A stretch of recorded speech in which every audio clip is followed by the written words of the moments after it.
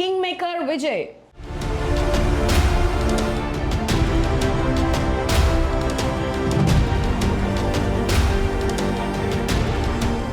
Tamil Nadu politics ఎప్పుడు రసవత్తరమే. నిన్నటిదాకా ముఖ్యమంత్రి పీఠం కోసం స్టాలిన్ వర్సెస్ ఎడప్పాడి అన్నట్టున్న సీన్ ఒక్కసారిగా మారిపోయింది. కారణం దళపతి విజయ్. అవును, తమిళనాట త్రిశంకు సభ ఖాయం. విజయ్ పార్టీ దెబ్బకు ప్రధాన పార్టీల ఓట్ బ్యాంకు భారీ గండిపడిపోతుంది అన్న తాజా అంచనాలు ఇప్పుడు రాజకీయ వర్గాల్లో ప్రకంపనలు సృష్టిస్తున్నాయి.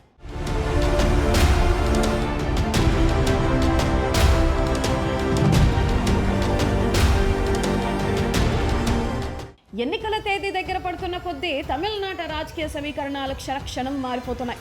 డిఎంకే, ఏఐడిఎంకేల మధ్య దశాబ్దాలుగా జరుగుతున్న ఆధిపత్య పోరులో సైలెంట్గా జనం నాడి పట్టుకుని బలపడుతుంది విజయ్ స్థాపించిన టీవీకే పార్టీ.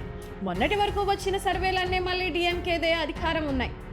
విజయ్ పార్టీ 10% ఓట్లు దాటడం కూడా గగనమే అని పెదవి విరిచాయి. కానీ సీన్ రివర్స్ అయింది.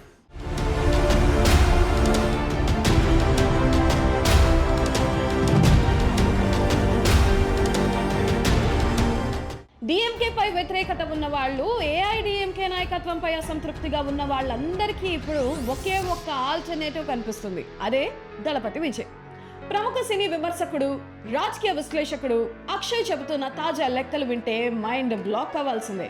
రాబోయే ఎన్నికల్లో అధికార డిఎంకే, విపక్ష ఏఐడిఎంకే చేరో 80 నుంచి 90 సీట్లకే పరిమితం అవుతాయని, విజయ్ పార్టీ టీవీకే ఏకంగా 25 నుంచి 30 సీట్లు కైవసం చేసుకుని ఏకంగా 25% పైగా ఓట్ బ్యాంక్తో సంచలనం సృష్టించబోతుందని ఆయన కుండబద్దలు కొట్టారు.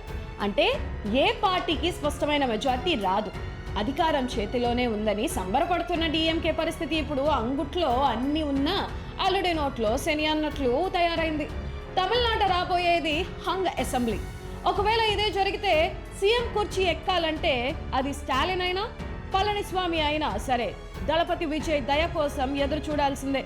విజయ్ మద్దతు లేకుండా ఎవరు ప్రభుత్వాన్ని ఏర్పాటు చేసే పరిస్థితి లేదు. విజయ్తో అధికారం పంచుకోవడం అంటే ఒక పులి మీద సవారీ చేయడమే అని విశ్లేషకులు అంటున్నారు. మరి ఈ పరిస్థితిలో విజయ్ ఎవరికి మద్దతు ఇస్తాడు? నిజంగానే దళపతి కింగ్ మేకర్ కాబోతున్నాడా? రాబోయే రోజుల్లో ఆయన తిరుగులేని శక్తిగా ఎలా ఎదగబోతున్నాడు? కామెంట్ చేయండి.